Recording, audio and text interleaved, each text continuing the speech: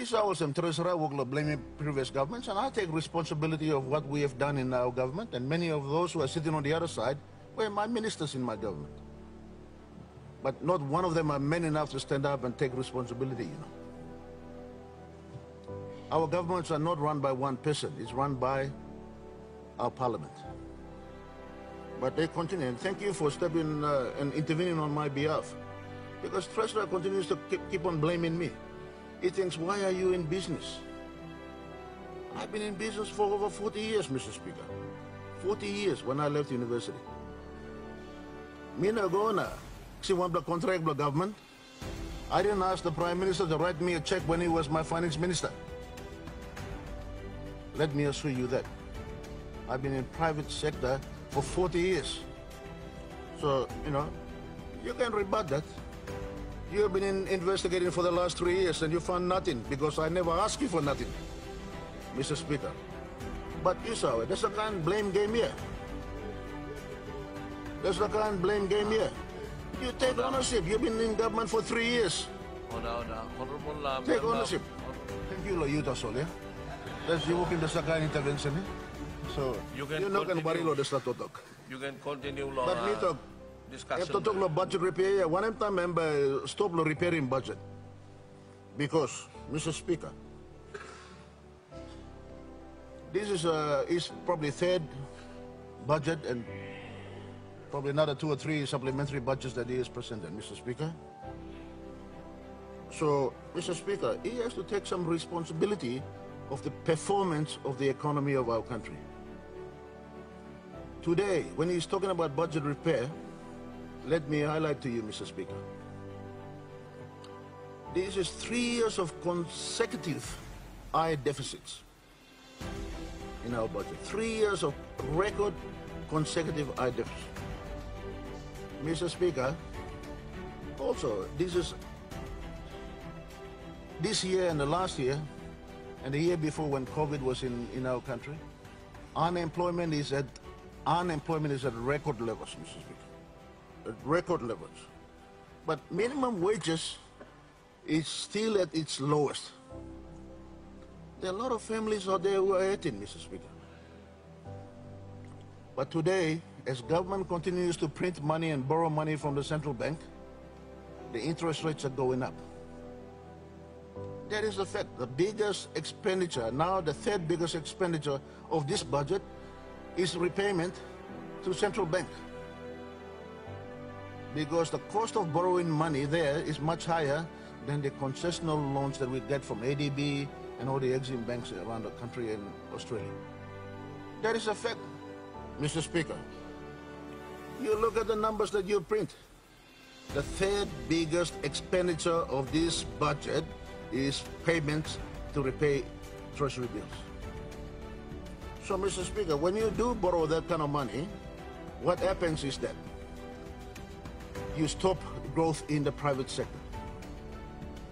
Because banks become lazy, super funds become lazy. They buy treasury bills, they buy treasury bonds, and they don't lend money to private sector. And when they don't lend money to private sector, Mr. Speaker, what happens is that private sector does not grow and does not build their business, unemployment becomes prevalent. That's what we are facing today. And Mr. Speaker, instead of addressing this kind of core issues in the country, the Treasurer is saying, I'm still continuing to budget repair. And Mr. Speaker, let me say this. Today, interest rates in our country remain high. All you have to do, Mr. Speaker, is ring the central bank and they'll tell you what government is borrowing from them on a short-term loan, 12 months, 24 months, 5-year, 10-year loans that they are getting from the central bank. The government is the biggest borrower. To fund this budget, Mr. Speaker, you will borrow more money from the central bank. Because nobody else is going to lend you money. And all it does is put pressure in our economy. Where private sector, SME, agriculture, all our small businessmen and women cannot borrow money because the banks are lazy. They are not forced to lend money. They are lending money to central bank because they're getting much easier interest rates. So, Mr. Speaker, one of the other reasons is that inflation continues to grow. It remains very high. I think it's about 6% on average now. That's what the budget is estimating, but I think it's literally more than that.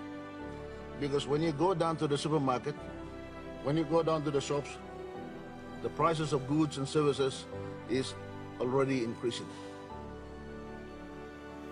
Many of us know that our people who has no wage adjustment over the last 3 or 4 years are still paying for the price that is increasing of basic goods, rice, tin fish, and all something. This is reality, Mr. Speaker. And the Treasurer thinks that by assisting 500 million Kina and reducing wages tax is helping everybody. How many employees are in this country who are going to benefit from that, Mr. Speaker? Probably 150,000 people. Get your numbers, go check it, go to IRC and have a look before you make pronouncements. These are only 150,000. What about the rest of the 9.5 million people in this country? How are they benefiting from this budget where the cost of living is increasing, cost of prices are increasing, Mr. Speaker? So we have that situation where inflation is going up, interest rates are going up, business confidence is very low. So how long are we going to continue to do budget repair? So, Mr. Speaker, when you have a situation now, the Treasurer who continues to walk in and out because he's got no care for the country, no care for the country. It comes late. This is the most important budget policy document for the government, When you're serious about running this country, you sit there and listen. You sit there and listen. You have to be serious about your job. Decisions that you make affect 9 to 10 million people in this country. Honorable